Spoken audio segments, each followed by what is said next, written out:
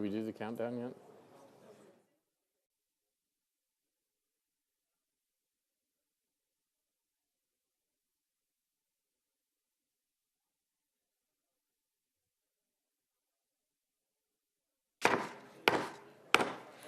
Will the meeting please come to order? Will all members of the council as well as the public please rise for the invocation and remain standing for the Pledge of Allegiance. The invocation this evening will be offered by Councilman Robert Swope. Thank you, Mr. Vice Mayor. Lord, in this week of Thanksgiving, thank you for your many and abundant blessings. Thank you for life itself, for the measure of health we need to fulfill our callings, for sustenance, and for friendship. Thank you for the ability to be involved in useful work and for the honor of bearing appropriate responsibilities. As we gather this evening to make decisions for our communities, may we only use our best skills and judgment, keeping ourselves neutral as we consider the merits and pitfalls of each matter that is placed before us.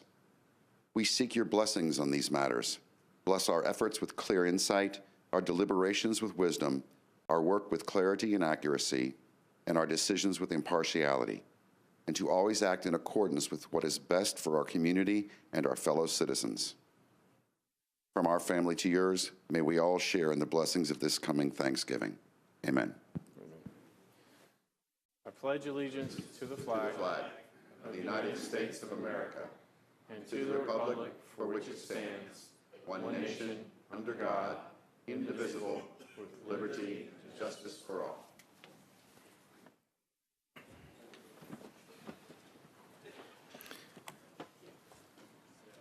Without objection, we will suspend the calling of the roll and ask the clerk to record the names of those members present throughout the meeting. Is there a motion for adoption of the minutes of the meeting of November 7th, 2017? Without objection, the minutes of that meeting will stand approved as written. Madam Clerk, are there any messages from the mayor? No, Mr. Vice Mayor. There are no messages from the mayor. Clerk, are there, we'll now move to elections and confirmations. Is there a report from the Rules, Confirmation, and Public Elections Committee? Council Member Brenda Haywood. Yes, thank you, Vice Mayor. The Rules, Confirmation, and Public Elections Committee considered Mr. Terry Clements for the Beer Permit Board, and we voted 7-4 and 0 against. You've heard the motion for confirmation of Mr. Terry Clements to the Beer Permit Board. It's been properly seconded. All in favor? Opposed? Motion carries. Councilmember Haywood. Thank you. Next, we considered Mr. Hal Harden for the Charter Revision Commission for a term expiring September the 4th, 2021, and we voted 7-4 and 0 against. You've heard the motion for confirmation of Mr. Hal Harden to the Charter Revision Commission. It's been properly seconded. All in favor? Aye. Opposed? Motion carries. For the Charter Revision Commission, we considered Ms. Susan Short Jones for a term expiring September the 4th of 2021, and we voted 7-4 and 0 against. You've heard the motion for confirmation of Ms. Susan Short Jones to the Charter Revision Commission. It's been properly seconded. All in favor? Opposed? Motion carries. Next, for the Charter Revision Commission Board, we considered Ms. Lorinda McLaughlin for a term expiring September the 4th of 2021. We voted 7-4 and 0 against. You've heard the motion for confirmation of Ms. Lorinda McLaughlin to the Charter Revision Commission. It's been moved and properly seconded. All in favor? Opposed? Motion carries. Next, for the Charter Revision Commission Board, we considered Mr. Jim Murphy for a term expiring September the 4th, 2021. We voted 7-4 and 0 against. You've heard the motion for confirmation of Mr. Jim Murphy to the Charter Revision Commission. It's been properly seconded. All in favor? Opposed? Motion carries.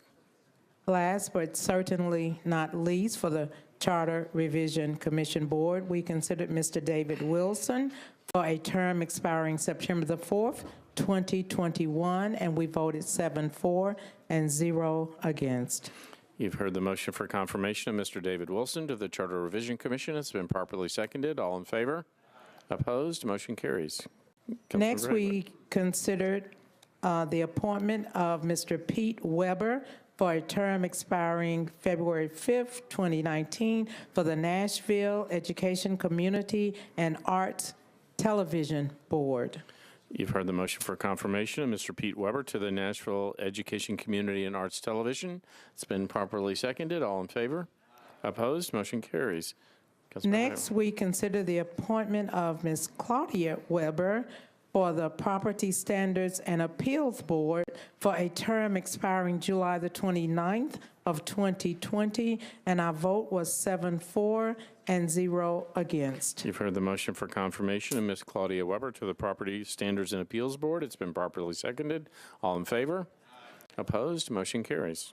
And finally, we considered Ms. Jeannie Pupo Walker for a term expiring April the 6th of 2021.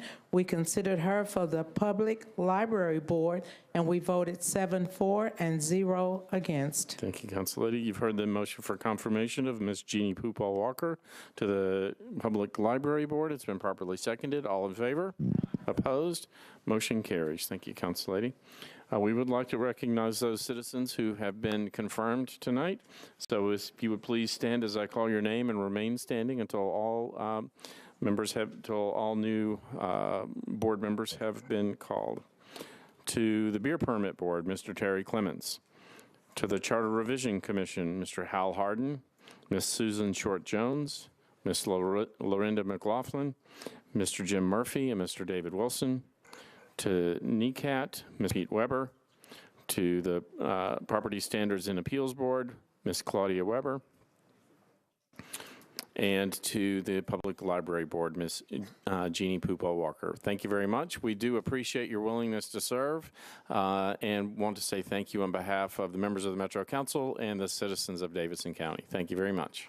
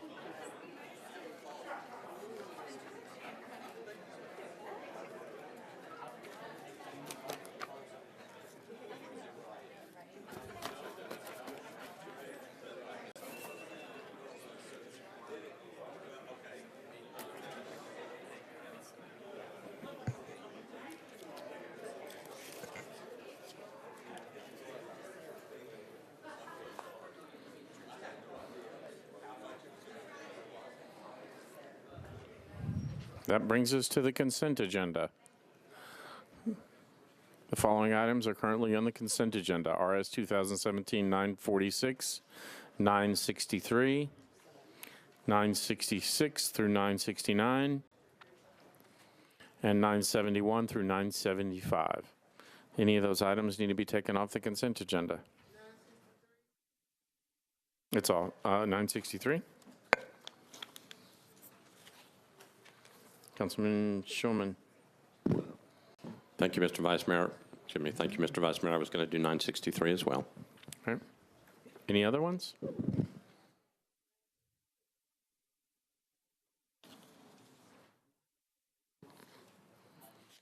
Okay, 966. Any others? Seeing none, if you'll bear with me, I'll read through the consent agenda. RS 2017-946, Verger and Roberts. Approves a 2017 Homeland Security Grant from the Tennessee Emergency Management Agency to the Office of Emergency Management. RS 2017-967. Council Lady Verger authorizes the Department of Law to compromise and settle the personal injury claim of John Green against Metro in the amount of $60,000. RS 2017-968, Council Lady Verger Authorizes the Department of Law to compromise and settle the personal injury claim of Rodney Washington against Metro in the amount of $5,500. RS 2017-969, Vercher and Allen, approves an organics management grant from the Tennessee Department of Environment and Conservation to the Metro Public Works Department to encourage the reuse, composting, and beneficial use of organics, as well as implement source reduction efforts to decrease the disposal of these materials.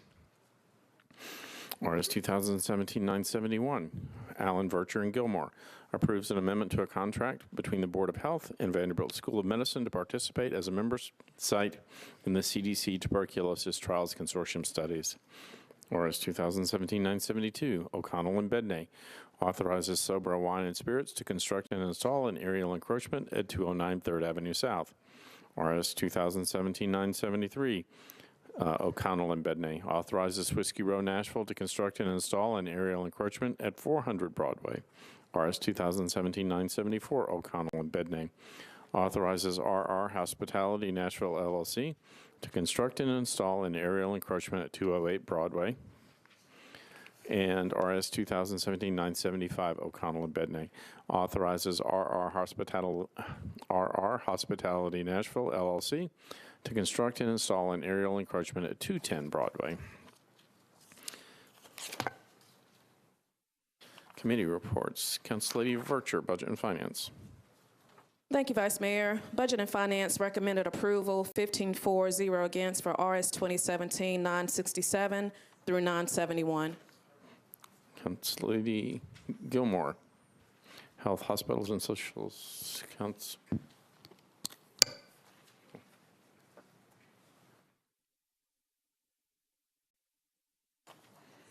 Councilman Bedney, Planning, Zoning, Historical. Yeah, I think that is 972, 973, 974, and 975. That's correct. And those were recommended for approval, 13-4-0 against. Thank you. Councilman Elrod, Public Works. Public Works recommend for approval resolutions 969, 972, 973, 974, and 975. 8 in favor, 0 against.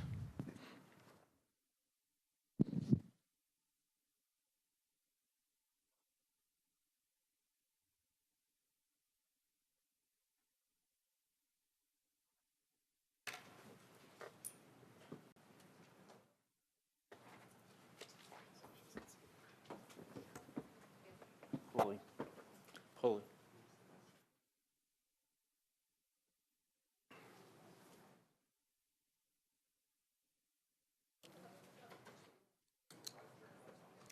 Pulley. Give it to Pulley. Give it to Pulley.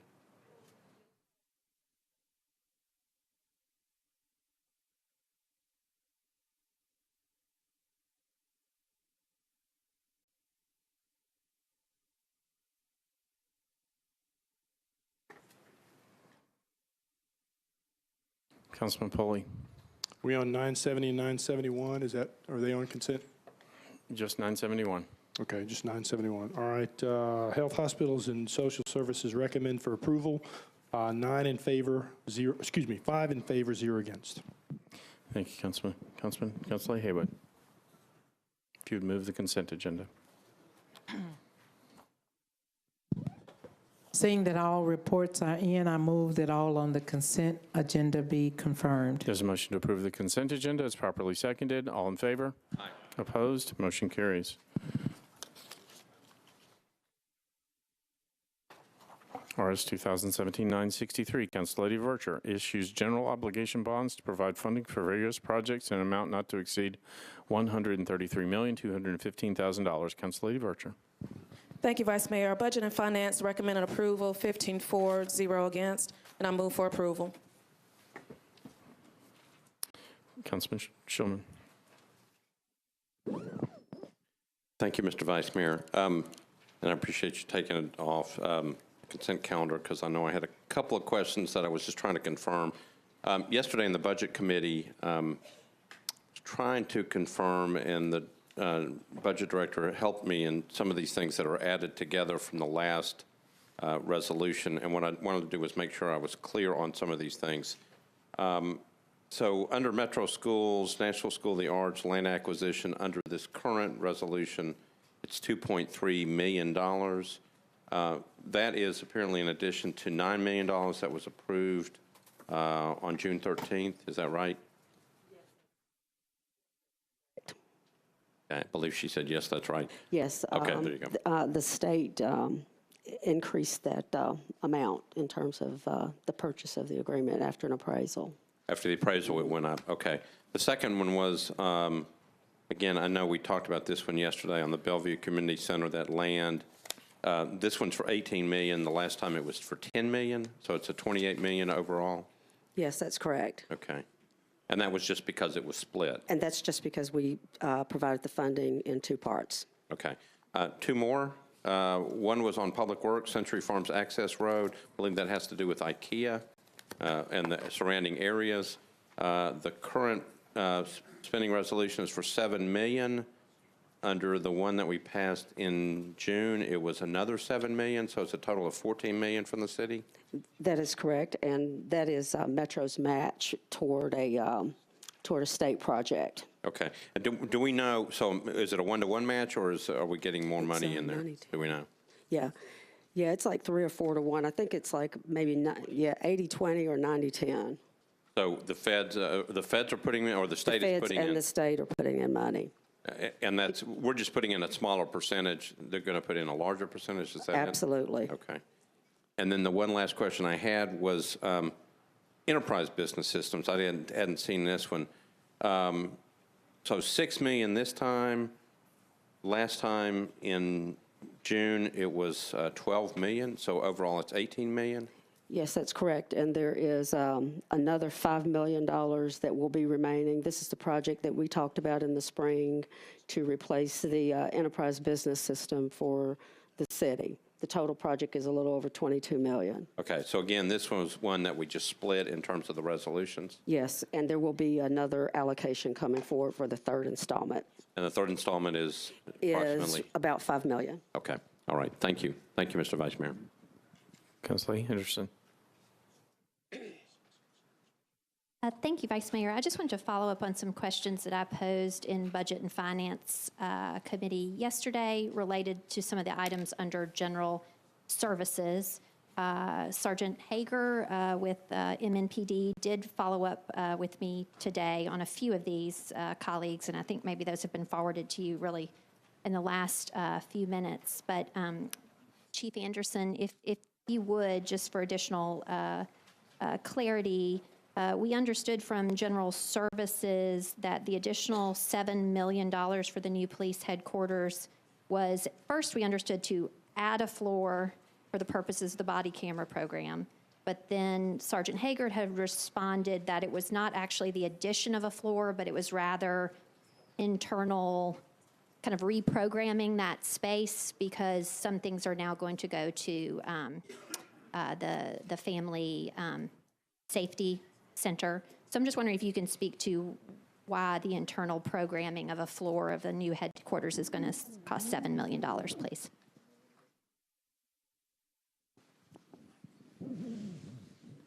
I'm sorry. Is it not on? Should be on. Yes, ma'am.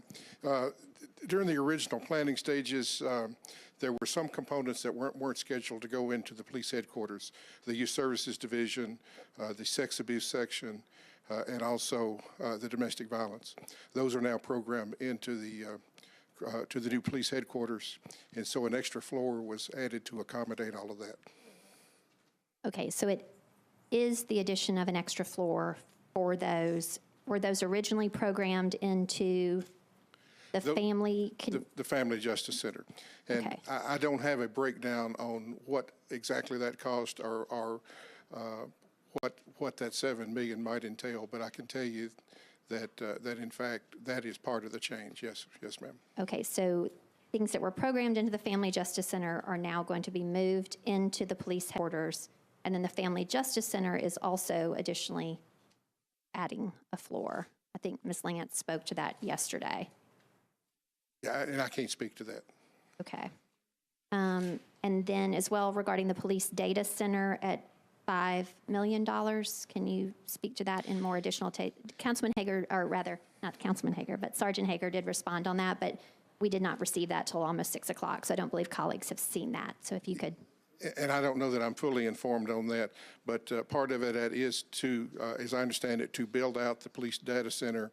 Also, there will be a separate building in the back as a garage to, see, we do as much work computer-wise on our cars now as we do maintenance-wise at the motor pool. So with all the computers and cameras in the car, that will be a garage so that the officers can drive in and the technicians can service those, reinstall, that sort of thing. Also, as part of the plan, we moved out of CJC across the street. We moved all of our servers, the data center, over to Metro IT. The plan being to leave those there. Some of them will be out of date by the time headquarters is finished, but leave the bulk of it there as a backup, and then install new servers and new equipment into headquarters as that's being built. We always need a backup, and so that will serve as our backup at Metro IT. And then likewise, Metro IT, as I understand it, will be storing servers in our headquarters as a backup for some of their information. Okay, I appreciate that. And then so for the new police headquarters, with the addition of $7 million for the extra floor, that comes to a total of what? I do not know that. Ms. Lomax O'Neill, could you speak to that, please? Just for the larger context. I recognize that this is $7 million at this time, but the overall cost of the project will be.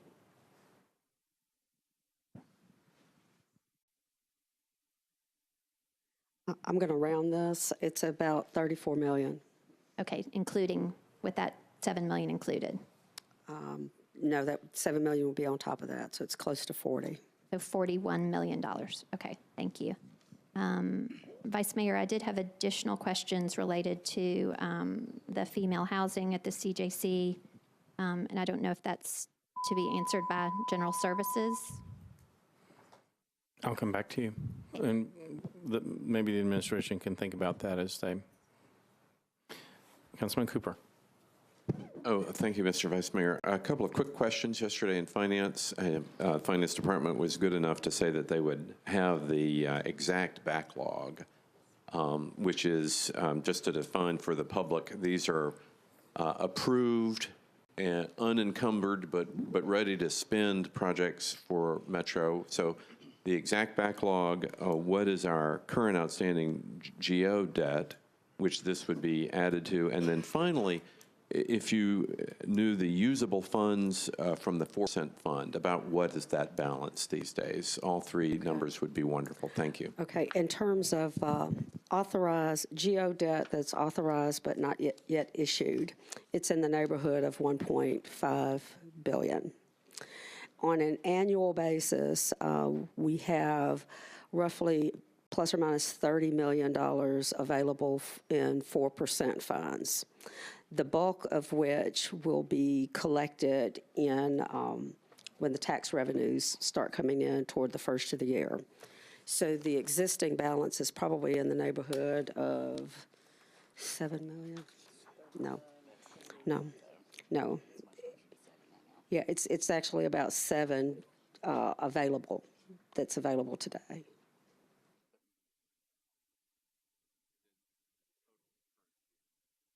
Oh, okay. I didn't hear that one. Use your mic, Councilman. Paper over here, okay. Okay, total GO debt at the end of FY17 was $3 billion. What was $3 billion, and then, as you were saying, $1.5 billion in the backlog. Authorized but unissued. And currently about $7 million in usable 4% funds. Yes. Thank you so much. You're welcome. Appreciate it. Councilman Glover. Thank you, Vice Mayor. So, Chief, let me ask you a question, if I may. In the final year of the Dean administration, we had approved money in the capital spending plan. Well, and this is where it gets a little murky, at about $25 million. Were you ever consulted on that money as far as that not being utilized for the new headquarters? Because we obviously spent it on other things.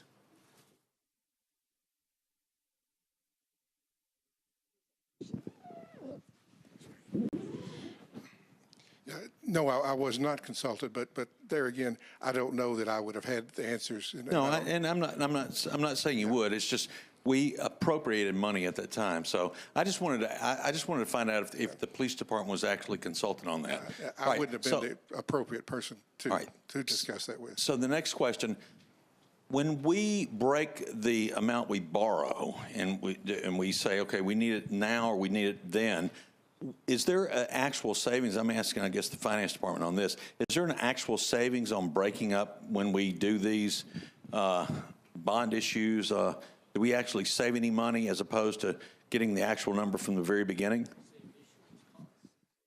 Exactly, you save issuance costs and interest costs. I mean, it really is a cash flow issue, and you have to be very careful in your timing when you go to the market. Okay, so do we have a dollar amount of what we save by doing it this way?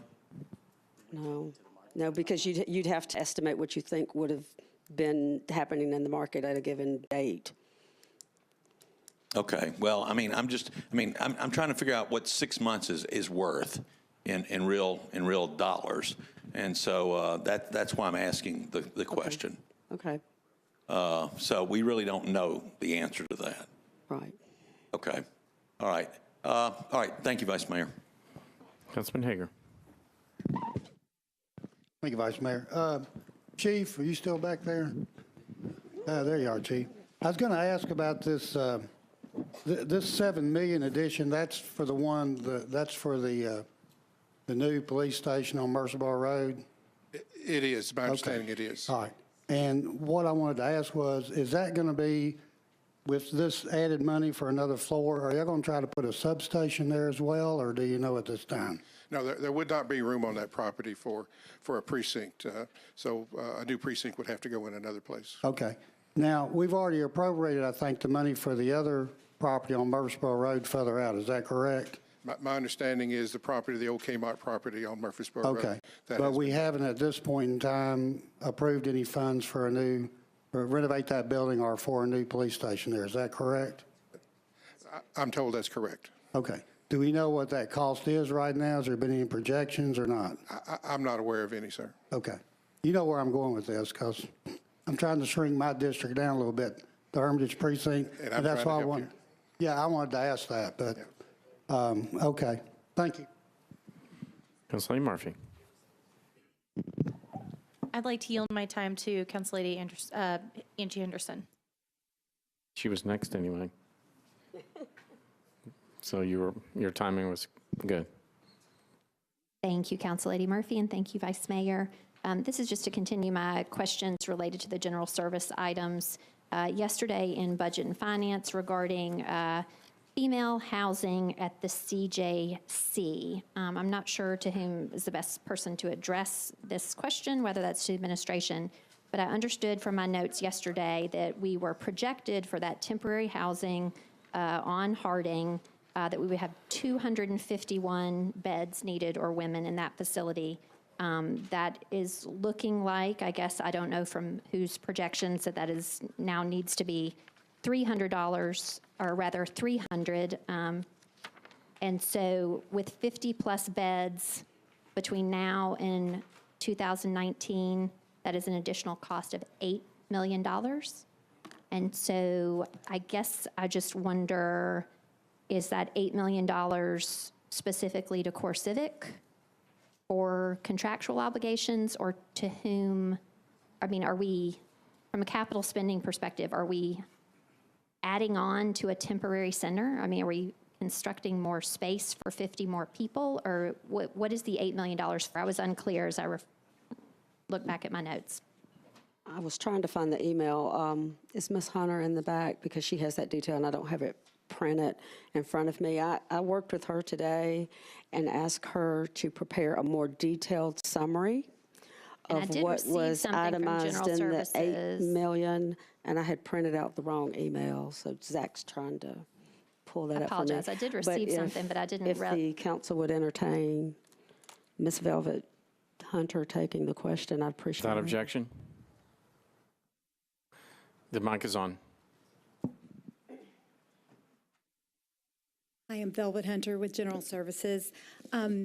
So I broke that 8.1 million down, and it is money that would go to the contractor Core Civic for housing the female inmates. And as you said, the original projection was based on historical data, and it was 251. And it's actually been, for the past 17 months, it's been 300. So we've got 20 more months. So we're going to project that out to remain at 200. And that adds about 3.5 million of that 8.1.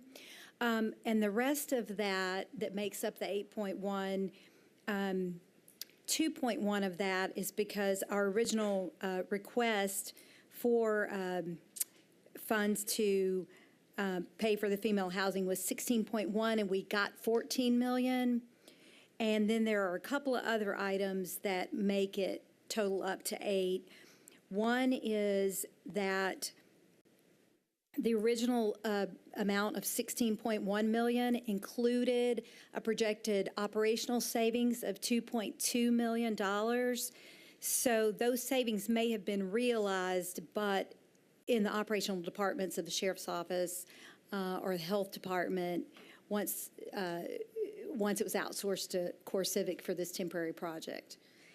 And then there's also a smaller amount for contract escalation.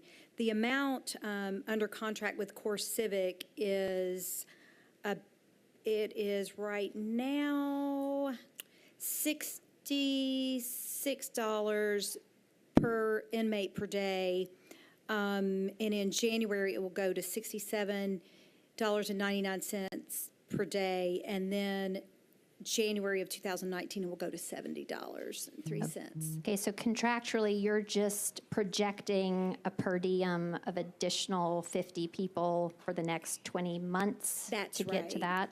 That's right. All of that amount, the 14 that was originally approved, plus this 8.1 million, would be a payout to the contractor. Okay, and does that require any additional construction on your part? No. If it's temporary? No, it does not. Okay, so that is just a straight for that service. per diem payment. Mm-hmm.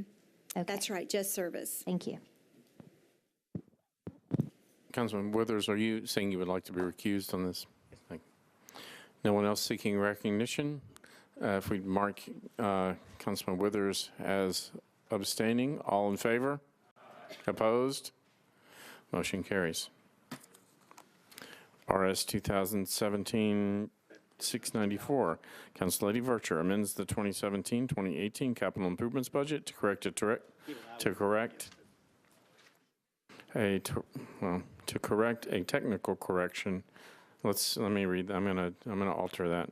Amends the 2017-2018 capital improvements budget to make a technical correction that includes a water and sewer project. Council Lady Vercher. Thank you, Vice Mayor. Budget and Finance recommended approval as substituted, 15-4, 0 against, and I'd like to move the substitute. There's a motion to substitute. It's properly seconded. All in favor? Opposed? You're on your resolution as substituted. I'd like to move for approval. There's a motion to approve. It's properly seconded. Madam Clerk, if we can go to the machine. This requires 27 votes. Right. Is it 2/3 of those voting or 2/3 of the body? Since we're at 40. Councilman Glover, are you seeking recognition? Just very quickly, can you, Mr. Jameson, tell us why exactly this requires 27 votes, please, sir? Under the charter. There you go. Under the charter, there's a requirement that the mayor can propose an amendment to the capital improvements budget any time during the year. It just comes with the requirement that first you get approval from the Planning Commission, and second, that be approved by 2/3 of the members of the body. And so, let me just ask, if I may, what's so important to do it right now? I think the charter amendment was really intended for substantive changes to the capital improvements budget, and in other words, spending changes. This is a technical requirement. Okay. It's changing USD to GSD, but in an abundance of caution, because it's an amendment, will require 27 votes. Thank you, Vice Mayor. Madam Clerk, if you'll close the machine and tally the vote. 34 in favor, none against, none abstain. Motion carries. RS 2017-965, Vercher, Mendez, and others, declares 14 parcels of property surplus and authorizes grants not to exceed $4,553,245.30 from the Barnes Fund for Affordable Housing to certain nonprofit organizations. Councilor Vercher. Thank you, Vice Mayor. Budget and Finance recommended approval, 15-4, 0 against. Councilman Mendez.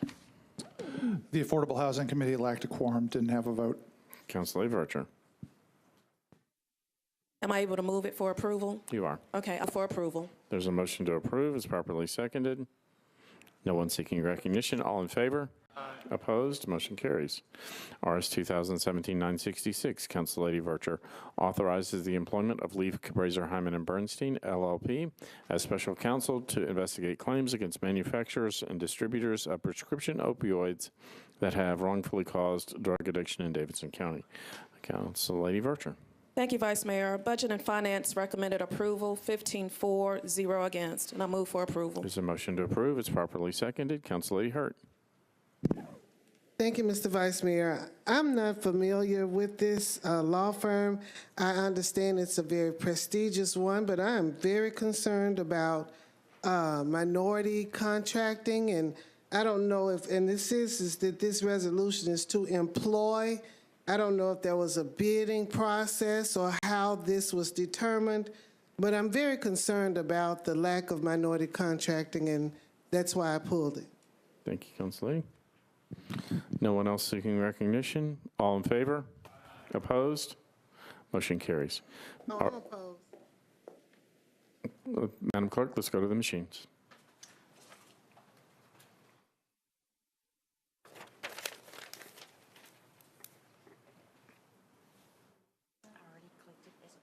Councilor Dow. I just going to have a point of order, just a question. Were they not going to respond to the question she asked about, like, how it was chosen or anything like that for this law firm? Or I thought she was presenting a question, like she's not supporting because she wasn't sure how we came about selecting this firm. I was waiting to hear a response to that. I didn't understand that it was a question, but I may be wrong. I'll let anybody who wants to answer. An RFP was prepared and submitted. It went to 10 firms that specialize in this type of mass tort litigation, and this type of anti-competitive and other similar litigation. We received 5 responses. Each response was in 200-something pages long. We reviewed all of those. Leaf Cabraser came in number 1 based upon the lowest cost for their contingency fee, as well as the level of experience that they've had in handling this type of litigation. They've done a lot of the tobacco litigation. They are advising a number of states and cities on this opioid issue, and so that's why they were selected. They're also currently engaged in other litigation on our behalf against drug companies for some anti-competitive practices. Was diversity part of the process, the inclusion? No, it was based upon the ability of the firm to handle litigation of this size. Do you know what kind of diversity, the demographics of that particular law firm? I do not, but I can find out. I'd appreciate it. Sure. Thank you. Councilman Hager. This is for Mr. Cooper. What's the fee they're charging on the contingency, and are we having expenses and pay that too? No, we have no out-of-pocket expenses on the front end. First of all, we're not even sure that we will file suit. The first part will be for them to investigate Metro's potential claims and submit a recommendation as to whether to proceed. Okay. But assuming we do proceed, the contingency fee is tiered based upon the level of recovery and at what point in the suit recovery is reached. So, for example, if a settlement is reached before suit is even filed, then it would only be a 3% contingency fee. The highest it could be is 20%, and that would be if it, settles prior to trial or immediately after a jury verdict. Okay, so 20% would be the 20% max? is the cap, yes. Even if they go to trial or anything? Correct. Okay, thank you. Councilor Karen Johnson. Thank you, Vice Mayor. Does this law firm have a history of working with minority law firms? I don't know anything can't about answer that. But again, I can find out, and we can get some information back to the council about their participation. Thank you. Councilman Hastings. Thank you. I would like to make a motion to defer until we receive the adequate information for us to make a educated, vote and move forward with this, because I think it's very important for us to be able to have all the information before we actually say I do. All right? Thank you. I'm not planning on saying I do. Is there a second? Councilor Murphy. I didn't know if it's appropriate if we have any members of the firm here that could speak to their diversity or the process, or if that's out of order tonight. But I know members of this firm, and I've seen the work that they have done in other states and the cases that they have worked on, and this is up their alley. And I mean, at least that, I don't know if that helps y'all tonight or not, but I didn't know if that's out of order, Vice Mayors, to hear from any members of the firm that are here tonight. The rule allows for members, for someone in the public to speak if 2/3 of the council approves it. So I can say, is there objection to hearing from a representative of the law firm? We have a motion to defer on the table. Is there objection to hearing from a member of the firm? Seeing no objection, I consider that at least 2/3 vote. So, sir, if you could identify yourself. Hi, members of the council. I'm John Spraggins, and I work here at Leaf Cabraser, Hyman & Bernstein in Nashville. And Council Lady Hurd, I'd be happy to try to respond to some of your questions. Our firm is a national plaintiffs class action firm. We have 4 offices now, San Francisco, New York, Nashville, and Seattle. We've been in Nashville for a long time. We have 5 attorneys here in this office. Our firm, Elizabeth Cabraser, is one of the leading class action litigators in the country.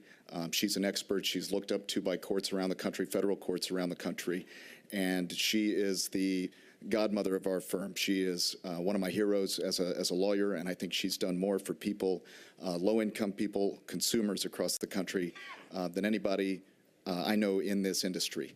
Just one more thing for this council to know. You have hired us before. We represent the Hospital Authority and Metro General Hospital right now in litigation against pharmaceutical manufacturers that we allege have conspired to raise the price of drugs to make them more expensive for the taxpayers of Davidson County.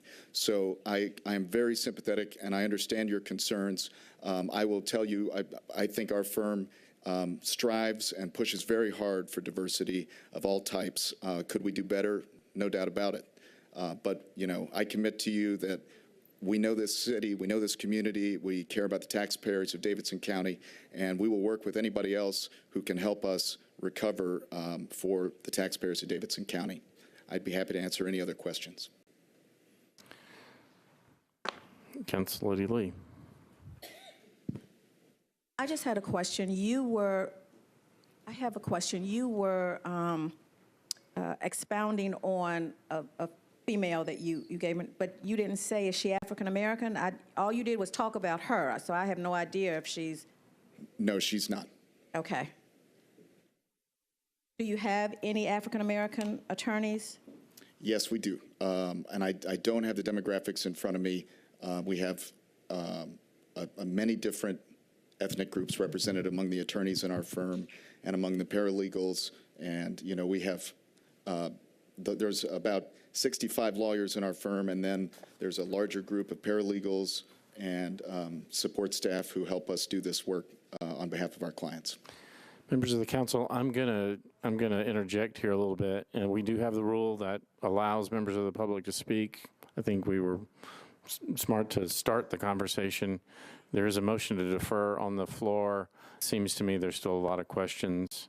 I would encourage the council to consider that. Councilman Sledge. Thank you, Mr. Vice Mayor. I did want to, I understand all the questions that are on the floor tonight. I just wanted to make a note that Mr. Spraggins doesn't know it, but he's a constituent in District 17, and he has on many an occasion, just per my request, basically done pro bono work, more or less, for members of the community, especially African-American members of my community who face potential affordable housing issues. And I can tell you, I've worked with other members of that firm on issues like gun issues and trying to get guns off our streets, especially in communities where they are prevalent victims. So I know we're on a deferral motion right now, but I did feel like I needed to speak to what I have experienced in the work of this firm. Thank you, Councilman. Councilman Scott Davis. I want to thank the gentleman from South Nashville for his glowing recommendation. He is a good young man and a great attorney back there who does good work in the community.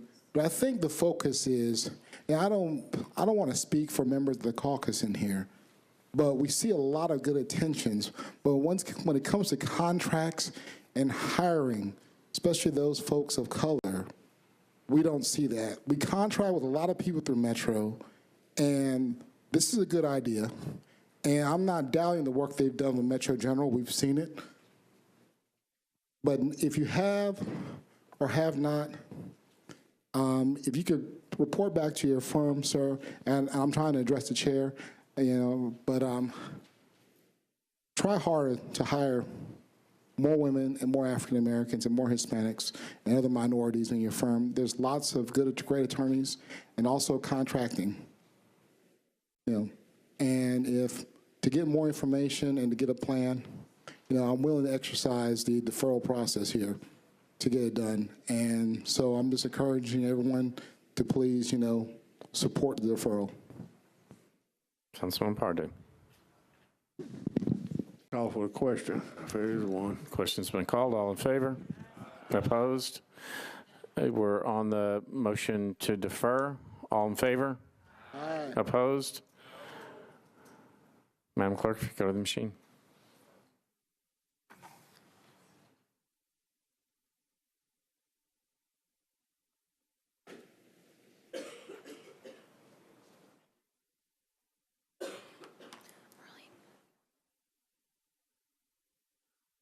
We'll be voting to defer. The question was approved.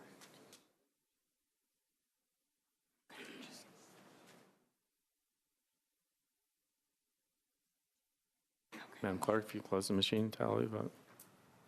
I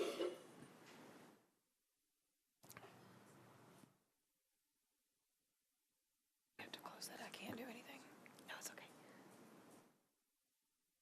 22 in favor, 15 against, 2 abstain. Motion carries. RS 2017-970, Council Lady Gilmore, Council Lady Virtue approves an amendment to grant from the Greater Nashville Regional Council to the Metro Social Services Commission to provide nutrition, home, and community-based services to eligible seniors throughout Davidson County. Council Lady Virtue. Thank you, Vice Mayor. Budget and Finance recommended approval, 14-4, 0 against, 1 abstention. Council Lady Gilmore. Or Councilman Pulley, do you have the report?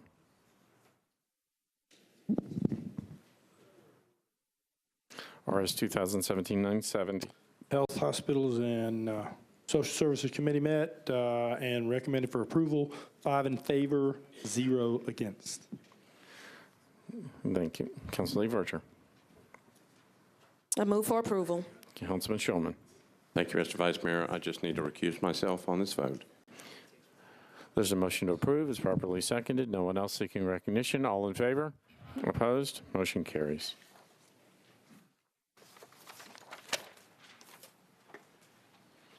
That brings us to bills on introduction and first reading. It's been indicated that there's a request to pull BL 2017-950. Any other bills that a member would like to pull? Seeing none, is there a motion to approve bills on introduction and first reading except for BL 2017-950? Councilor Gilmore, you seeking recognition? I'm sorry. All in favor? Opposed? Motion carries. BL 2017-950, Councilman Cooper, an ordinance subject to the charter provision requiring no fewer than 27 votes for passage approving, if at all, the demolition of certain premises of the fairgrounds as proposed in resolution number 2017-910. Councilman Cooper. Thank you, Mr. Vice Mayor. This bill... Is there a motion? Move to approve. And move to have a vote and vote There's no. a motion to approve on first reading. The floor is yours, Councilman Cooper. Yeah. Thank you. Somewhat unusually, this is set up by the charter. Very formally, 73% of the population of Davidson County voted to have this ordinance, that by 27 votes, the ordinance must be approved. The vote no here, and again, we can have Mr. Jamison speak to this, would be against demolition of certain premises at the fairgrounds. Yield back my time, Mr. Vice Mayor. There's a motion to approve. It's properly seconded. Councilman Over. Yes, thank you, Vice Mayor. I think I want to echo, I think it's important that the voters understand that we do take it seriously, the referendum where they went and voted on this. So I just want to make sure we're clear there is going to be a machine vote on this. Is that correct? No. There's not a machine vote on it. Under our rules, there would not be a machine vote unless there were sufficient requests for a machine vote. Right now, there are not. Is there any other request for machine vote? Yes. How many does it take? 4 or 5? Yes. Are there 4 hands? There are 4 hands. Councilman Freeman. Thank you, Vice Mayor. Mr. Jamison, I know we're on first reading, and you know we I guess we're going to do this every meeting. But could you please explain the resolution? The ordinance here says we're going to have 27 votes to demolish any building, correct? On the fairgrounds per the charter amendment. But that's already in the charter, correct? Correct. So what does this add to that? So the charter says you have to pass an ordinance or amend the charter, but in this case, you have to pass an ordinance approving demolition of the fairgrounds premises by 27 votes. And so that's what this is here? Correct. Okay, excellent, thanks. Councilman Oro. Thank you, Mr. Vice Mayor. I would ask this, I guess, to the sponsor or someone else. If we are supportive of the fairgrounds and not wanting to demolish them and supporting the history, do we need to vote on this to demolish them? You'd vote no. Okay, I think there are some proponents of this that perhaps want to support the fairgrounds, but by voting for this, we are beginning the process of tearing it down. And I think at our last meeting, I think it was important that our vote on the resolution for the bonds was 31 votes, which was more than the 27 votes. So I think that shows that there is a lot of support in this council to begin that process. But while I understand the gentleman's intention here, I think it's, for me at the last meeting, we reached more than 27 votes on that last one. But to do this, I think is starting in a haphazard manner, should be a little bit more deliberate. Thank you. Councilor Allen. Thank you, Mr. Vice Mayor. I think I'd pick up on that point and say that from what I can tell, this does not specifically say which buildings we're talking about, and it also doesn't mention that we would intend to build any back, which to me seems to be really important information that I would need to know as I decide if I would approve this or not. I'm not comfortable voting to authorize a demolition of every building if we haven't specifically come up with the plan of which it refers to. It seems a little vague to me. Councilor Weiner. Thank you, Vice Mayor. Mike, is there a prerequisite order in which things have to happen? Do we need a plan first before we do this? Is there a time frame in which we have to trigger this? No, and two other clarifications probably bear noting. There will eventually be a 27 vote requirement, but that's on third and final reading. So a 21 vote or a majority succeeds tonight for purposes of first reading. I just feel like this is premature. Thank you. Councilman Sledge. Thank you, Mr. Vice Mayor. I kind of echo some of what my colleagues have said, and as this is resting in the district I represent, I want to make very clear, I know that we got a letter this week from one of the uses, from one of the folks who use the fairgrounds and the properties, and I do want to reiterate in the vote that we took and the discussion that we had, we have to have a plan. There's no ifs, ands, or buts about it. If we're going to take down anything that's over there, it has to come to us, and we're going to have a detailed plan on it. I have a lot of concern that this sort of kind of actually does the opposite of that, and B, I think the thing that's kind of unspoken to this is it creates an uncertain environment regarding the actions that we took a couple of weeks ago. And we are in a pretty competitive environment, and I would not want to do anything that hindered that Nashville's competitive, quite frankly, advantage that we have right now. So for that, I really don't see the need for this, and quite frankly, think it could be a hindrance, and I would ask my colleagues to vote no. Councilman Glover. Just if you would, Vice Mayor, clarify, we vote yes, then we support, it takes 27 votes, we vote no. I maybe misunderstood what you said. I didn't say anything, did I? Well, I think Mr. Jameson. I heard a vote no, and so I was like, all right, so Mr. Jameson, a yes vote means we support that it will take 27 votes to do anything, a no vote means that we don't agree. I think a simpler way to put it is if you're a big fan of the soccer stadium, you would vote yes on this. If you're opposed to the soccer stadium, you'd vote no on this. And all it takes tonight is a simple majority, not 27. 27 on third and final. Okay. I'm pretty sure not everybody's going to agree with you, Mr. Jameson. Councilor Weiner. Thank you, Vice Mayor. Can we not defer this until we have a plan? Sure. A motion to, under the rules, a motion to defer is always in order. Thank you. Then I would move to defer indefinitely. Is there a motion to defer indefinitely is properly seconded? Councilman Sledge. All in favor? Opposed? Motion carries. We have two bills on late file bills on introduction and first reading. Councilor Van Rees.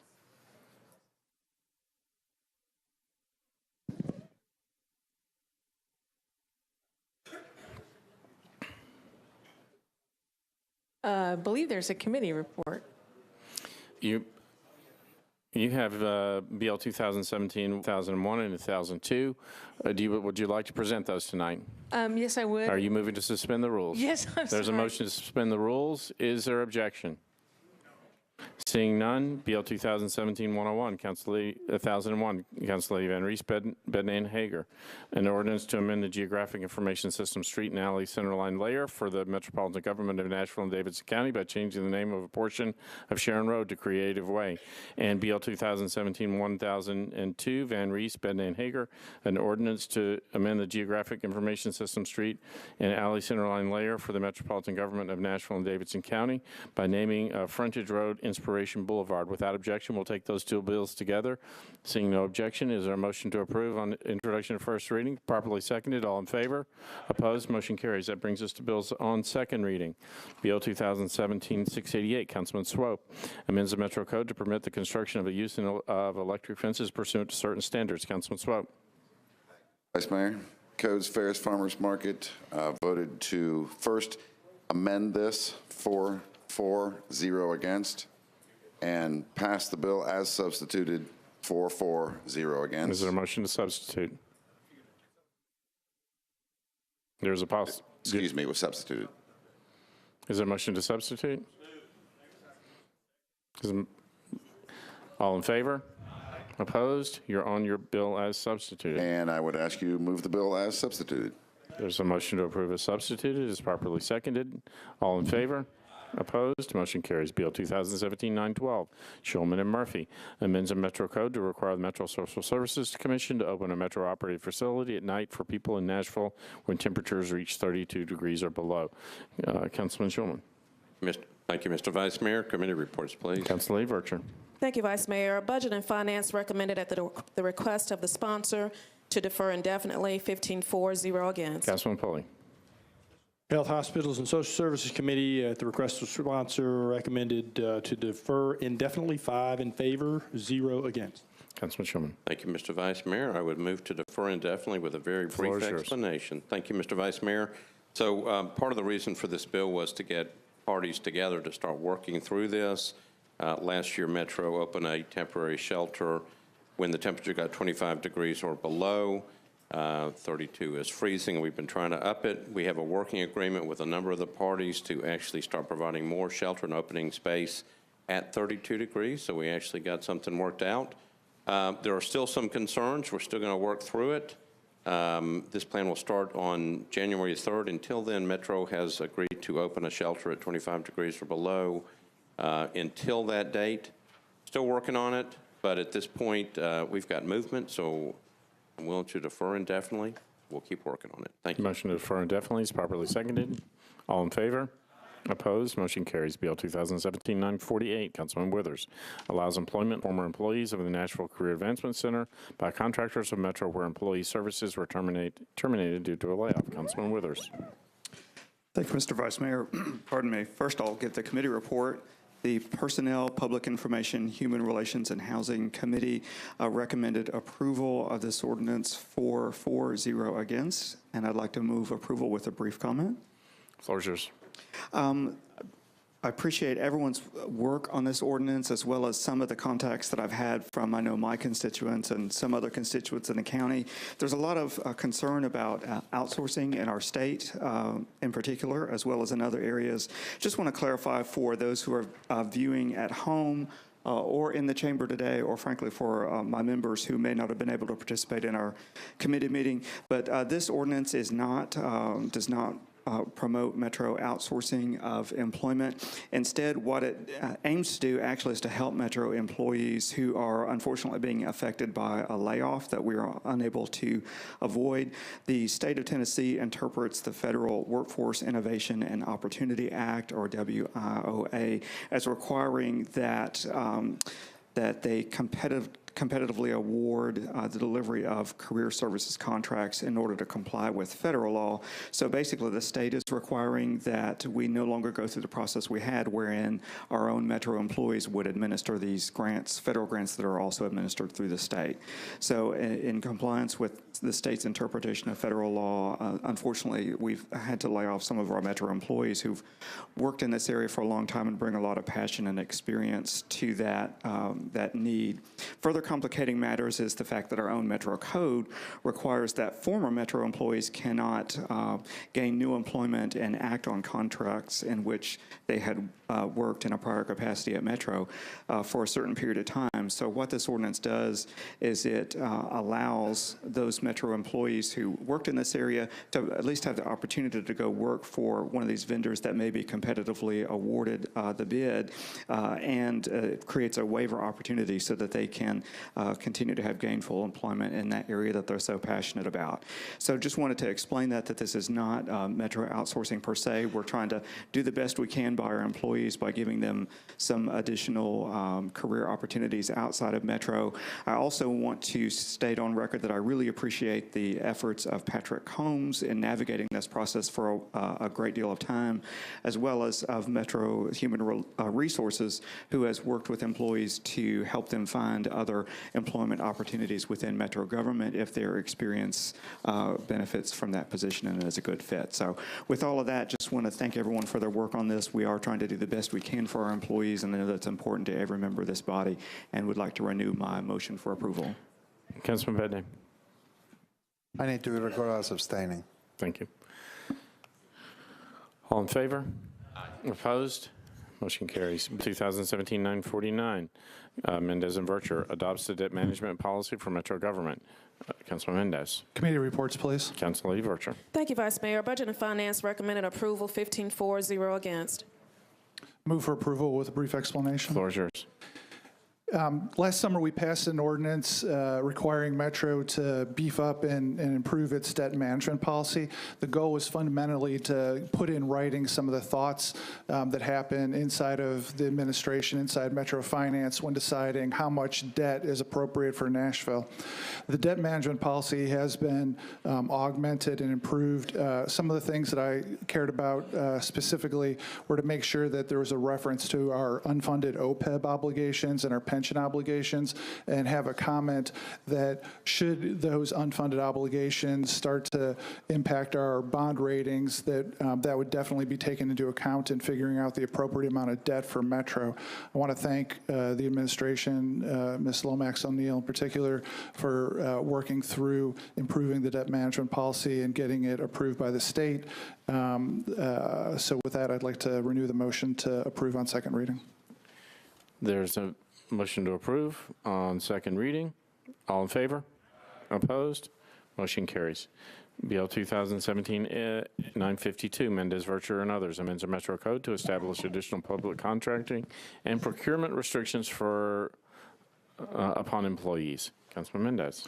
Committee reports, please. Councilor Virtue. Thank you, Vice Mayor. At the request of the sponsor, Budget and Finance recommended a one-meeting deferral, 15-4, 0 against.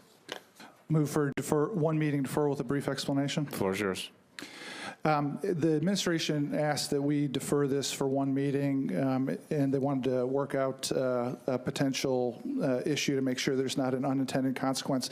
The purpose here, and I've started to hear from a couple lobbyist types about not liking this, but this is a best practice. This proposes that feasibility consulting work would be done independently of whoever does the ultimate work. So if we have some large project, whoever would do the feasibility work would know that they would provide independent advice and not be hired on the ultimate project. I think this is a best practice, and happy to work with the administration during the deferral for one meeting. This motion to defer, it's properly seconded. No one seeking recognition. All in favor? Opposed? Motion carries. BL 2017-953, Councilman Withers, amends the Metro Code to restrict door-to-door commercial solicitation to daylight hours. Councilman Withers. Thank you, Mr. Vice Mayor. Could I get committee reports, please? Councilor Roberts. At the request of the sponsor, we voted to defer for one meeting. Thank you, Mr. Vice Mayor. Thank you. Councilman Withers. Mr. Vice Mayor, I believe that in the committee discussion, I'd recommended that we move the substitute and then do a deferral. Is there a motion? Is a motion to substitute? Yes, please. Properly seconded. All in favor? Opposed? Motion carries. You're on your bill as substituted. At the recommendation of the committee, we'd like to request a one-meeting deferral. Motion to defer one meeting. It's properly seconded. All in favor? Opposed? Motion carries. BL 2017-954, Elrod, Bedney, and others, authorizes the Nashville Electric Service to install, construct, and maintain underground encroachments in the right-of-way located at 911 63rd Avenue North, 488 Maya Drive, and 219 Stewart's Ferry Pike. Councilman Elrod. Committee reports, please. Councilman Bedney. Thank you, Vice Mayor. The committee recommended approval of the substitute and the substitute, 13-4-0 against. Councilman Hager. Traffic and Parking approved it with the substitute, 4-0 against. Councilman Elrod. Public Works Committee recommended approval of the substitute, 8 in favor, 0 against, and I so move. There's a motion to substitute. It's properly seconded. All in favor? Opposed? Motion carries. You're on your bill as substituted. I move the bill. There's a motion to approve as substitute. It's properly seconded. All in favor? Opposed? Motion carries.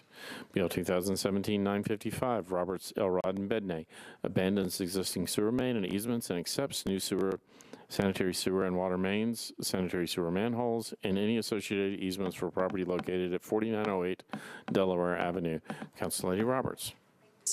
Thank you, Mr. Vice Mayor. Committee reports, please. Councilman Bedney. Thank you. The committee recommended approval, 13-4-0 against. Councilman Elrod. Thank you, Mr. Vice Mayor. Public Works recommended approval, 8 in favor, 0 against. I just want to thank Councilwoman Roberts for doing what she can to keep her council district sanitary. Thank you. There we go. Councilor Roberts. Thank you, Mr. Vice Mayor. I'd like to move for approval. Motion to approve is properly seconded. All in favor? Opposed? Motion carries.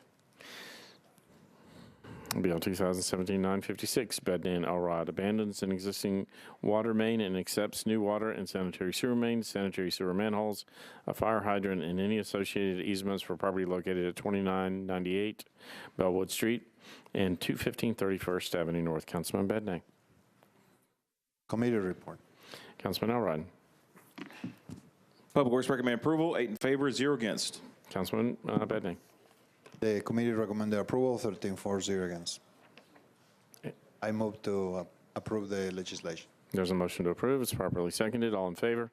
Opposed? Motion carries. Bill 2017-957, O'Connell, Bednan, Elrod, abandons existing sewer main and easements and accepts a new water main, fire hydrant, sanitary sewer manhole, and any associated easements for property located at 415 2nd Avenue North. Councilman O'Connell. Thank you, Mr. Vice Mayor. Committee reports, please. Councilman Bednan. Committee recommended approval, 13-4, against. Councilman Elrod. Public Works recommend approval, 8 in favor, 0 against. Councilman O'Connell. Thank you, Mr. Vice Mayor. I'd like to move approval. Motion to approve is properly seconded. All in favor? Opposed? Motion carries. BL 2017-958, Murphy, Bednan, Elrod, abandons existing easement rights for a former 18-inch water main easement for 12 properties located along St. Francis Avenue, Park Circle, Ackland Park Drive, and Wrenwood Drive. Councilor Murphy. Committee reports, please. Councilman Bednan. The committee recommended approval, 13-4, against. Councilman Elrod. Public Works recommend approval, 8 in favor, 0 against. Councilor Murphy. I'd like to move for approval. Motion to approve. It's properly seconded. All in favor? Opposed? Motion carries. Bill 2017-959, Council Lady Roberts, Bednan, Elrod, authorizes HR Properties of Tennessee GP to install, construct, and maintain underground encroachments in the right-of-way located at 5010 Illinois Avenue. Council Lady Roberts. Thank you, Mr. Vice Mayor. Committee reports, please. Councilman Bednan. The committee recommended approval, 13-4, against. Councilman Elrod. Public Works recommend approval, 8 in favor, 0 against. Council Lady Roberts. I'd like to move for approval. Motion to approve is properly seconded. All in favor? Opposed? Motion carries. Bill 2017-960, Dowell, Bednan, and others, abandons a portion of Cane Ridge Road right-of-way. Council Lady Dowell. Committee reports. Councilman Bednan. Planning Committee recommended approval, 13-4, against, of this wonderful new project in the southeast. Councilman Elrod. Public Works recommend approval, 8 in favor, 0 against. Councilman Hager. Traffic and Parking approved, 4-4, 0 against. Councilor Dowell. Thank you. I move for approval. It's a motion to approve. It's properly seconded. All in favor?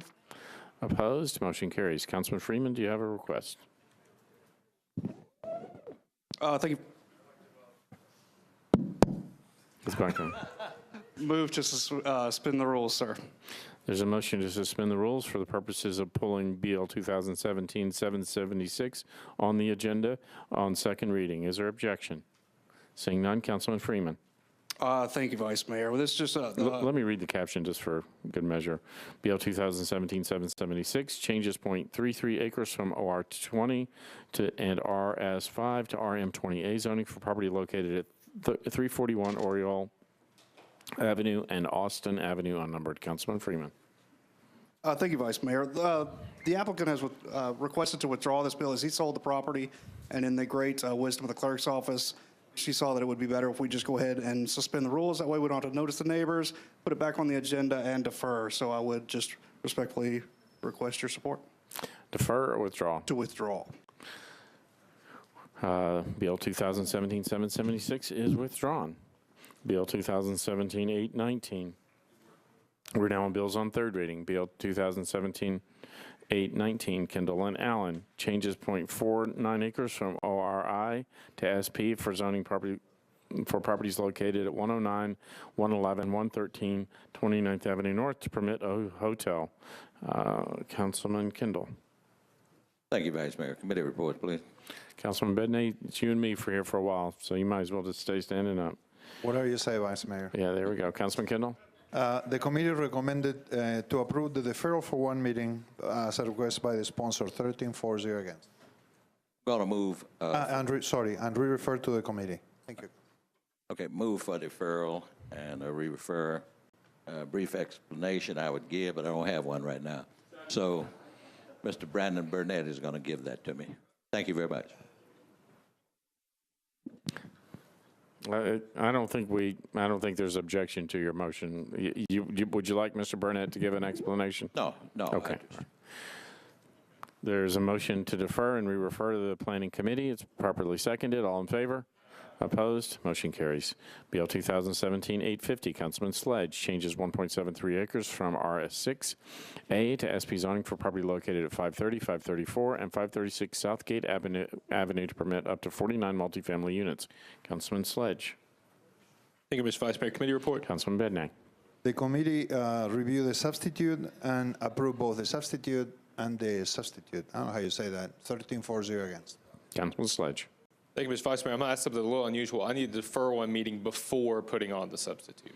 There's a motion to defer one meeting. It's properly seconded. All in favor? Aye. Opposed? Motion carries. BL 2017-902, Councilman Scott Davis, changes 5.94 acres from IR to SP zoning for property located at 905 Cherokee Avenue to permit up to 166 multifamily units and 23,700 square feet of non-residential units. Councilman Scott Davis.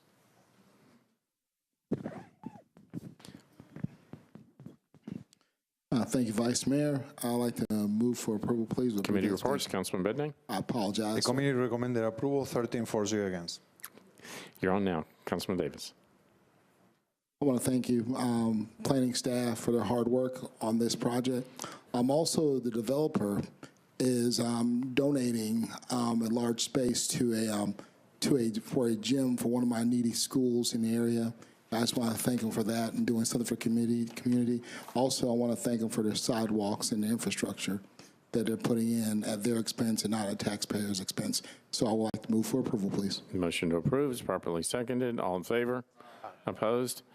Motion carries. BL 2017-903, Council Lady Vercher, amends the Metro Code pertaining to lighting. Council Lady Vercher. Thank you, Vice Mayor. Committee report. Councilman Bednack. The committee recommended approval, 13-4-0 against. Council Lady Vercher. I would like to move for approval with a brief explanation. Floor is yours. Began this work over a year ago. I want to thank planning, the neighborhood groups, the codes department, and some business groups as well. We looked at this as it relates to illumination and rope lighting and string lighting. Before I sum it up, we'll ask planning, because I know there's some confusion amongst my colleagues, the distinction between rope lighting and string lighting, and if planning could articulate that briefly. Your colleagues have never been confused, Council Lady.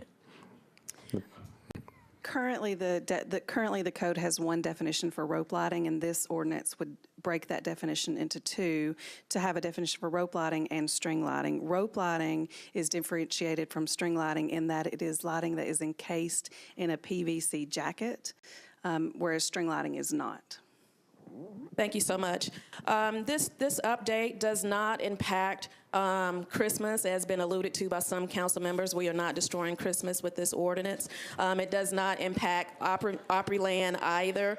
What this simply does is let our corridors become more safe. It's without saying that the illumination from rope lighting can be one more distraction for the motoring public as they're traveling along our corridors.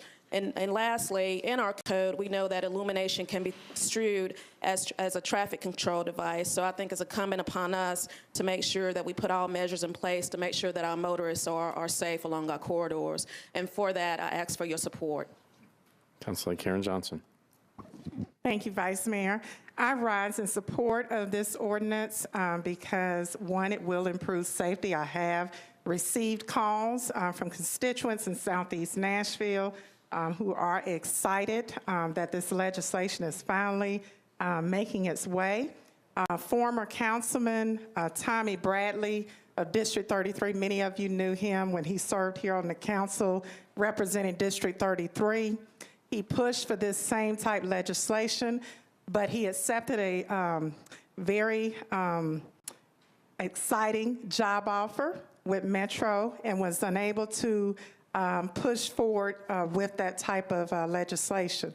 So I'm excited to see that it is back on the table. I think it is incumbent upon us to support this legislation because Councilwoman Vercher has done an extraordinary job in doing the research necessary to make sure that all of the concerns that were presented in committee were addressed and answered. So with that, I hope that you will support Councilwoman Virtue. Councilman O'Connell.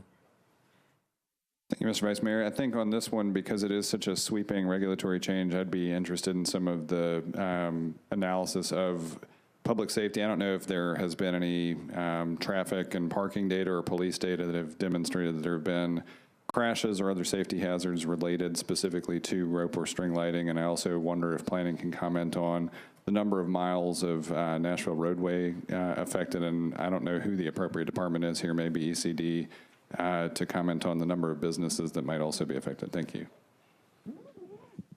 So to answer the council member's question, I actually wrote the bill and it was referred to planning as a mandatory referral to it as an amendment to Title 17. The analysis was done simply by looking at rope lighting and string lighting being unsafe on arterial and collector streets where higher traffic is prevalent. And as for the number of miles, no, I do not have that. Anybody else? Councilman Hager. I guess my question is, and I've got a picture, you know, some of the pictures of this, but is there a way to even to kind of tone this down a little bit without just totally banning them altogether?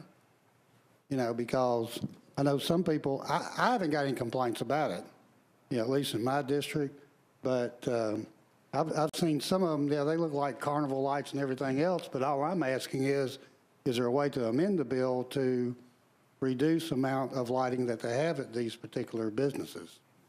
So I would move to defer at one meeting. There's a motion to defer one meeting. Is there a second? Motion and a second. Councilor Henderson, are you seeking recognition on the motion to defer? Councilor Dowell, are you seeking recognition on the motion to defer? Councilor Dowell. Thank you. I really don't know why we're deferring this because it seemed like a very simple issue. We have an ordinance already that regulate lights and signs. And rope lighting is not really anything, I would say, new because it's just like any other light we have. You can't put up 5 or 6 big spotlights, LED lights up because we have regulations regarding that because of safety. And for those who have not seen it or had any issues in their district, I invite you to get out and see the rest of your city. Leave your districts and come out. This has been something that's been complained on in our area for a very long time. And you asked, is there some way to minimize it? I think before we bring legislation on the floor, we usually try to go out and have conversations with the people. I've been successful in some of the conversations with some of the people, but what is going on now, I think, is that when one puts up one LED light, another put up another light, and it becomes like the Griswold Christmas. It's like who can put up the most light to attract the most attention.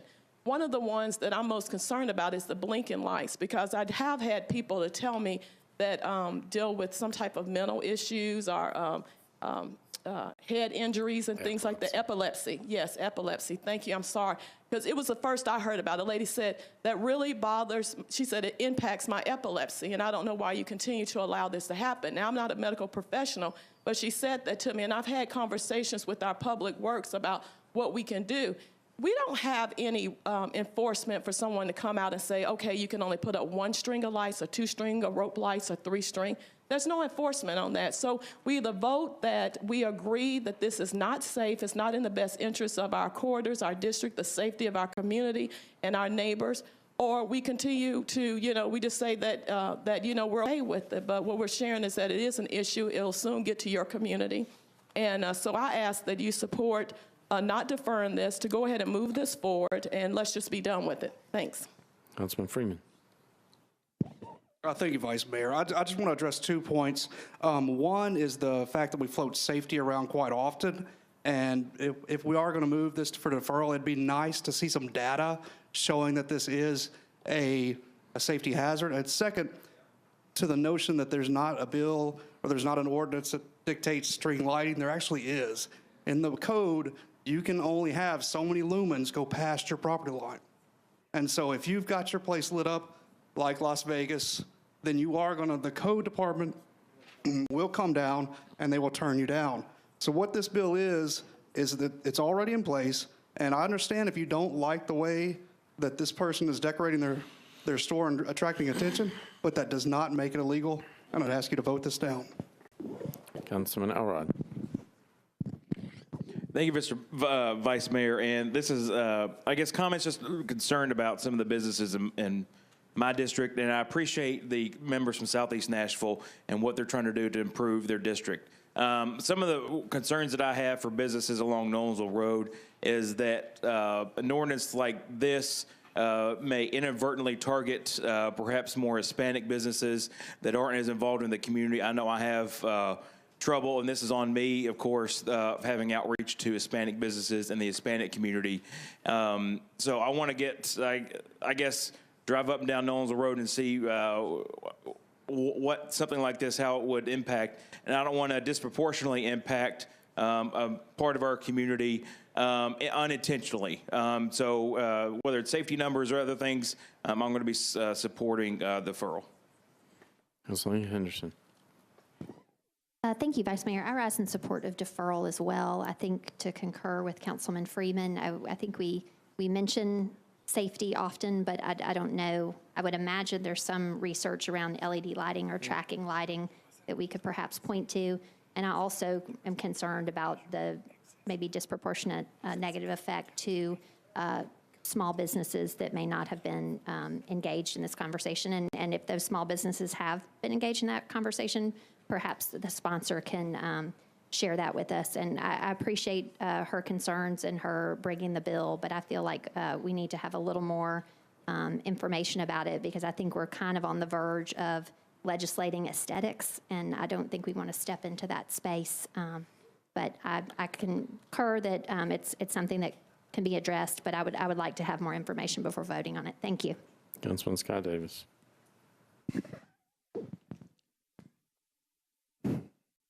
I say that we do not defer this.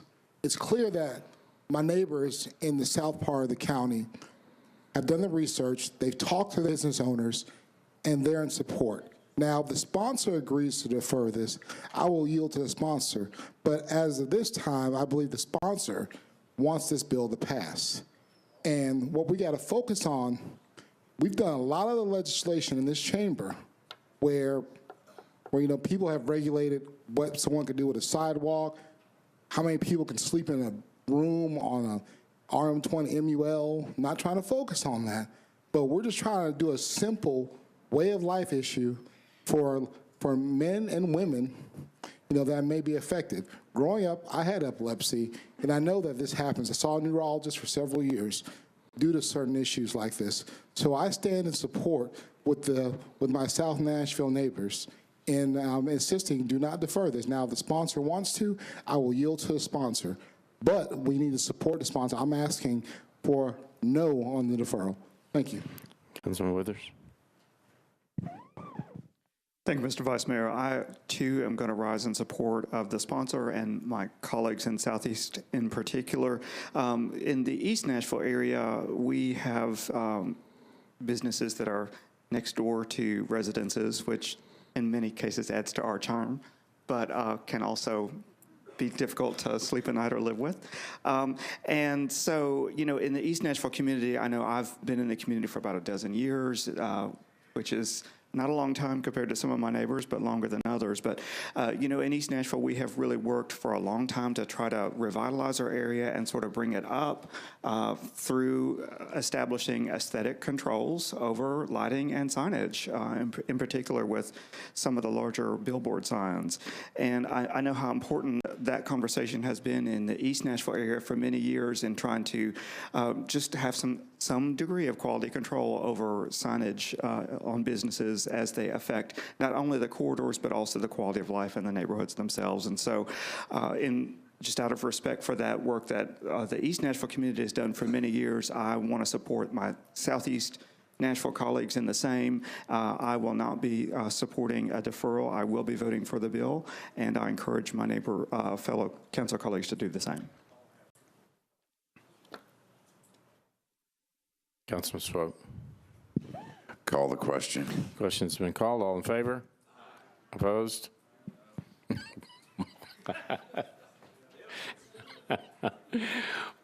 For something with so little response, you guys seem awfully interested in it. I don't know.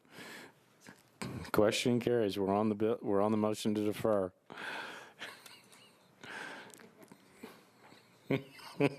Sorry, guys. There is a motion to defer. It's been properly seconded. All in favor?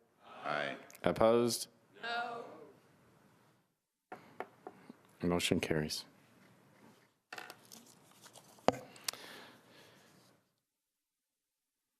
Bill 2017-918, Councilman Scott Davis, changes 10.08 acres from RS5 to SP zoning for property located at East Trinity Lane unnumbered to permit up to 190 multifamily residential units. Councilman Scott Davis. Thank you, Vice Mayor. Committee reports, please. Councilman Bedney. The committee recommended approval, 13-4-0 against. Councilman Davis. Move for approval with a very brief explanation. Floor is yours. This is a bill where the core development signed a contract giving $1.5 million to Eddie Latimer's group, Affordable Housing Incorporated, to build affordable housing. And I want to thank the Planning Commission and the planning staff for the help. Move for approval. Motion to approve is properly seconded. All in favor? Aye. Opposed? Motion carries. Bill 2017-919, Councilman Syracuse, changes 1.36 acres from CS and ON to SP zoning for properties located at 406 and 408 Spence Lane to permit mixed-use development with a maximum of 10,000 square feet of retail, office, personal care service, restaurant uses, and a maximum of 4 multifamily residential units. Councilman Syracuse. Thank you, Vice Mayor. Committee reports, please. Councilman Bedney. The committee recommended approval, 13-4-0 against. Councilman. Thank you, Vice Mayor. Move approval. There's a motion to approve. It's properly seconded. All in favor? Aye. Opposed?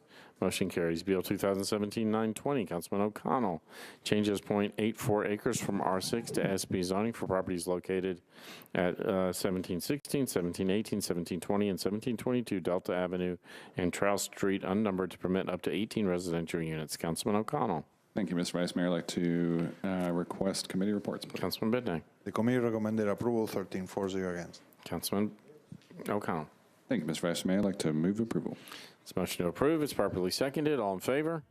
Opposed? Motion carries. Bill 2017-922, Council Lady Roberts, changes 3.92 acres from CS to SP zoning for property located at 685 and 693 Vernon Avenue to permit 58 multifamily residential units and a maximum of 9 live-work units. Council Lady Roberts.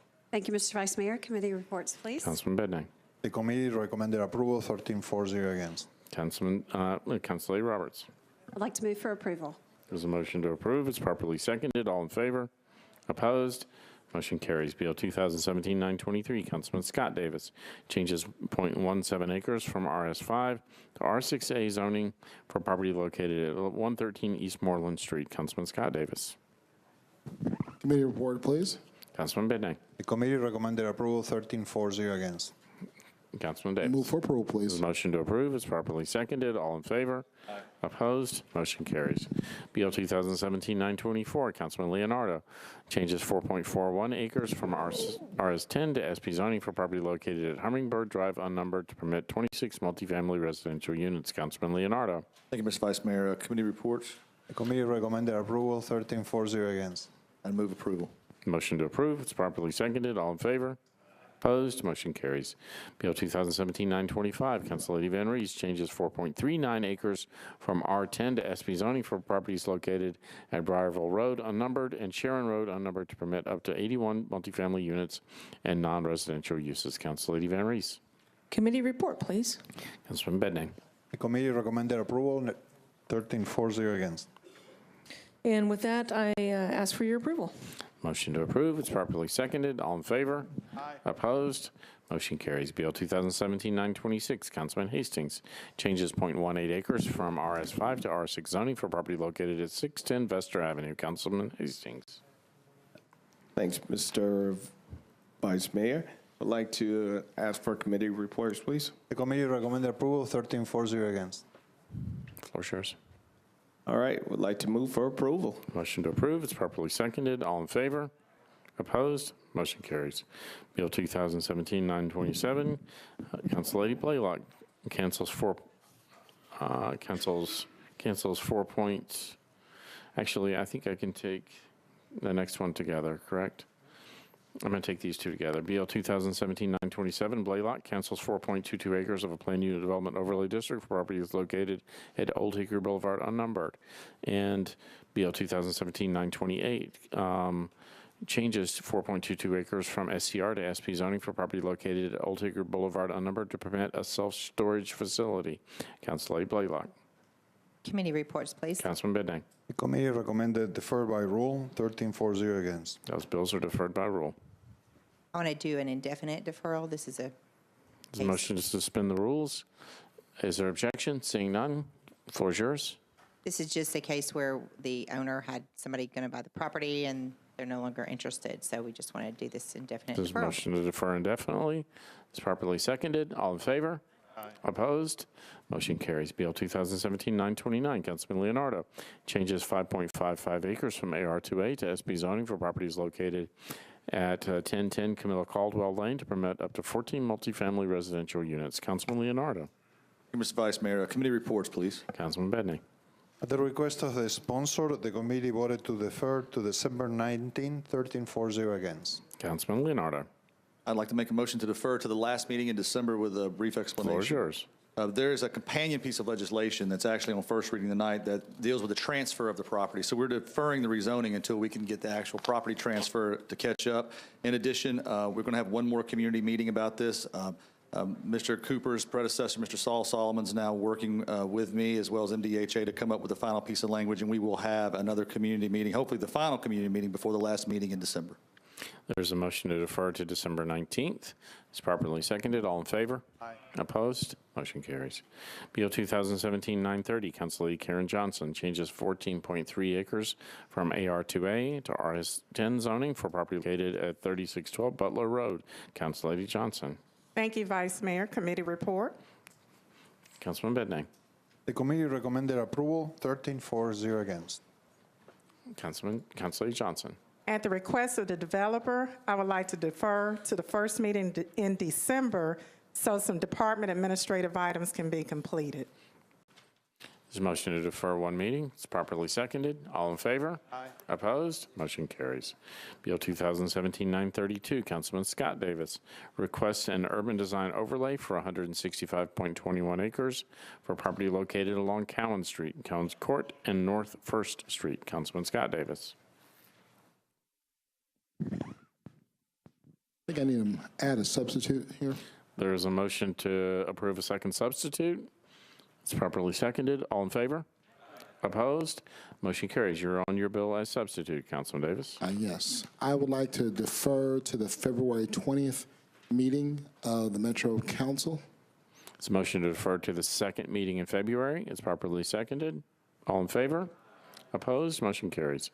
BL 2017-933, Councilman O'Connell changes 48.23 acres from R6 to R6A zoning for various properties located along Scoville Street, Monroe Street, 9th Avenue North, 10th Avenue North, Mary Street, 11th Avenue North, Garfield Street, Jenkins Street, Nassau Street, and Buchanan Street. Councilman O'Connell. Thank you, Mr. Vice Mayor. I'd like to request committee reports, please. Councilman Bedney. The committee reviewed the substitute and approved it, and then it recommended approval also of the substitute legislation, 13-4-0 against. Thank you, Councilman. Councilman O'Connell. Okay, thank you, Mr. Vice Mayor. I thought it was maybe the other one that had the substitute, but okay. If we're moving the substitute here, we can do that. There's a motion to substitute. It's properly seconded. All in favor? Aye. Opposed? Motion carries. You're on your bill as substituted, Councilman O'Connell. Thank you, Mr. Vice Mayor. I'd like to move approval with a brief comment. Floor is yours. I mentioned this last time, but the R6A is going to help us maintain our sidewalk network in a pair of adjacent urban neighborhoods. It's modeled on an effort that I collaborated with Councilman Sledge on in the Edge Hill neighborhood, also a wonderful urban community that was concerned about walkability as a function of character in their neighborhood. So excited to have this on third reading and encourage colleagues to support it. Thank you. Motion to approve is properly seconded. All in favor? Aye. Opposed? Motion carries. BL 2017-934, Councilman Hastings changes 1.0 acres from RS 7.5 to R6 zoning for property located at 2608 Old Buena Vista Road. Councilman Hastings.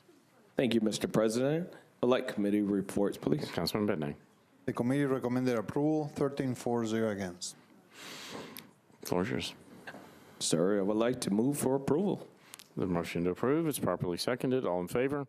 Opposed? Motion carries. Bill 2017-935, Councilman Pulley, changes 7.3 acres from R10 to RS10 zoning for various property along Drawn Avenue west of Leland Lane. Councilman Pulley. Committee reports, please. Councilman Bednarik. The committee recommended approval, 13-4-0 against. Councilman Pulley. Move approval. Motion to approve is properly seconded. All in favor? Opposed? Motion carries. Bill 2017-936, Councilman O'Connell. Changes 58.97 acres from R6 to R6A, zoning for various property located along Buchanan Street, Hume Street, Garfield Street, 3rd Avenue North, 4th Avenue North, 5th Avenue North, 6th Avenue North, and 7th Avenue North. Councilman O'Connell. I'm sorry. There you go. Thank you, Mr. Vice Mayor. I'd like to request committee reports, please. Councilman Bednarik. The committee recommended approval, 13-4-0 against. Councilman O'Connell. Thank you, Mr. Vice Mayor. I'd like to move approval of the brief comment. Floor is yours. This is the companion bill, and I remember the previous zoning bill we just worked on tonight was the reason for the substitute on the other, but I would like to say a wonderful thank you to the leadership of both Salem Town and Historic Buena Vista for encouraging neighbors to come out and get involved, and a special thanks also to Brandon Burnett in our office, who worked with me diligently on both bills, made himself available to neighbors at a number of community meetings, and I'm grateful to see this come up on third and have the great community participation, and hope to have the support of colleagues. Thank you. Motion to approve is properly seconded. All in favor? Opposed? Motion carries. Bill 2017-939, Mendez, Vercher, and others. Amends the Metro Code to add a new section regarding approval of transit improvement programs. Councilman Mendez. With all committee reports in, move approval. There's a motion to approve. It's properly seconded. All in favor? Opposed? Motion carries. Bill 2017-940, Councilor Weiner. Amends the Metro Code to redact references to Richland Village, the McKay Home, and Municipal Children's Home. Councilor Weiner. Thank you, Vice Mayor. All committee reports in. I'd like to move approval. There's a motion to approve. It's properly seconded. All in favor? Opposed? Motion carries. Bill 2017-942, Councilman Syracuse, Vercher, and Elrod. Authorizes the acquisition of right-of-way easements, drainage easements, temporary construction easements, and property rights for purposes of the Fairway Drive sidewalk improvements. Councilman Syracuse. Thank you, Vice Mayor. All committee reports in. Move approval. There's a motion to approve. It's properly seconded. All in favor? Opposed?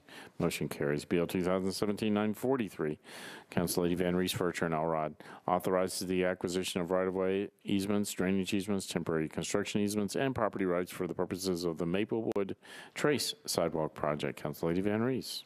With all committee reports in, I request your approval. Motion to approve is properly seconded. All in favor? Opposed? Motion carries. Bill 2017-944, Council Lady Mina Johnson, Vercher, and Elrod. Authorized the acquisition of right-of-way easements, drainage easements, temporary construction easements, and property rights for purposes of the Davidson Road multi-use path. Council Lady Johnson. Thank you, Vice Mayor. All committee reports are in. I would like to request approval to bring FAST sidewalk project into District 23. There's a motion to approve. It's properly seconded. All in favor? Opposed? Motion carries. Bill 2017-947, Councilman O'Connell. Abandons a portion of Junior Gilliam Way and alley number 205 right-of-way and easement. Councilman O'Connell. Thank you, Mr. Vice Mayor. I'd like to move approval. There's a motion to approve. It's properly seconded. All in favor? Opposed? Motion carries. Is there a motion to adjourn? All in favor? Opposed? Motion carries. You are adjourned.